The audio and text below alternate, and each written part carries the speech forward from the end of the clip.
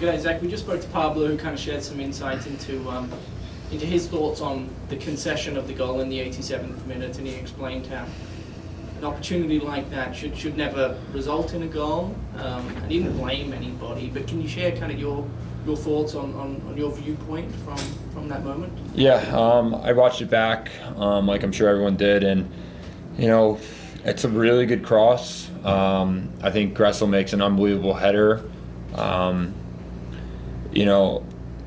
Those things happen. That could have happened in the 5th minute. That could have happened in the 50th minute. It just happened to happen in the 86th minute, and it's unfortunate that that one slips in and we end up with 1 point over 3.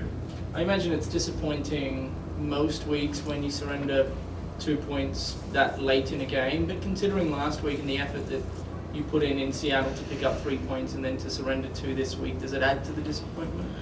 Yeah, I think, after the Seattle game, we had a lot of momentum, and unfortunately, I don't think we brought that momentum into this game. I thought we were a little bit sloppy, and the fact that we got the lead and could have gone 2 games in a row like that, it would have been massive, not just for the standings, but for our confidence going forward. I don't mean to be overly dark here, but it's now. You went 10 games undefeated at home. You haven't won one in the last 3, and you're at kind of the pointy end of the season. Is that at all concerning, or is it just part of the nature of the beast in Major League Soccer? Nature of the beast. It's annoying.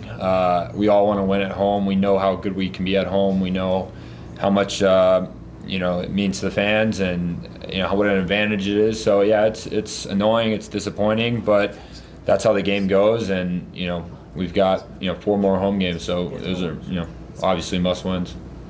You took on a lot of shots from Vancouver tonight, especially there towards the end of the second half.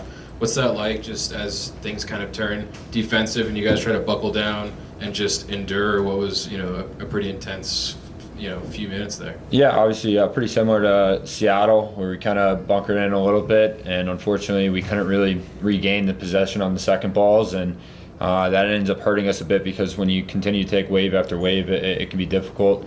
You're going to give up chances, half chances, and I thought we dealt with most of them, but in the end it only really matters that they got one in. There were a couple times where there were some bizarre plays that happened too, a lot of crossbar hits and side post hits. Did it feel like just kind of a weird game at moments, like what's going on here?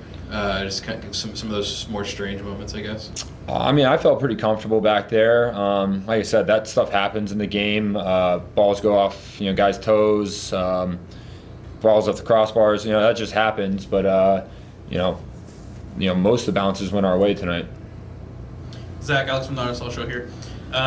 Every time I've had the opportunity to talk to Pablo, he's talked about how the team is playing really well, but they're not getting the results. What would you say about tonight's performance, and what do you guys need to do to start getting the results, especially here at home? Yeah, I would say, we have been playing relatively well over the last 7-8 games, and this was probably one of our worst games, and it wasn't a matter of tactics. Like I said earlier, I think we were a bit sloppy to start the game. It was a bit choppy of a game. A couple of injuries kind of stopped the momentum a few times. So I think, we just have to find our way into games and take control, especially here at home, where we can get on top of teams and find that second goal and bury teams. Obviously, you guys had the win last week against Seattle. This result probably didn't go the way you guys wanted it to, but talk to us a little bit about the confidence and what the vibe and what the feel is in the locker room right now for you guys. Yeah, I think there's a bit of, like I said, annoyment, a little bit of frustration that we're not getting results at home, but at the same time, we've been in the playoff position the whole year. We are, I think 4 points clear of the next team, and we need to continue to play like we are 4 points of the lowest team below us. So we're a good team. We've got good players. We just have to find results, and we're going to have to find results multiple different ways as the end of the stretch comes here. Thank you, Zach. Yep. Hey, Zach. First, congrats for your performance. You're doing good. At least today, probably you had one of those. Was a good save from you. Thank you. And the first half, obviously, they came to not lose the game. In the first half, everything was okay for them, and we noticed they was happy with the performance in the first half. What was the conversation and first and with Pablo for the second half? So because they know, they come to not lose the game, and they was doing good. So Pablo gave us some instructions because it was totally different the second game. In the first half, did you see? In the first minute in the second half, it had 2 chances and very clear chances. What happened in the break? What was the conversation from Pablo to you guys?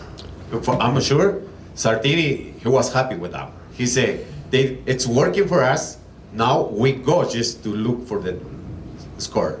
That's why they come like that. What Pablo saying to you guys? Yeah, I think the players were pretty, upset with each other that, we were very sloppy and we gave up as many chances as we did. Pablo came in and reinforced that we have to be stronger on set pieces. That's kind of all they really got in the first half.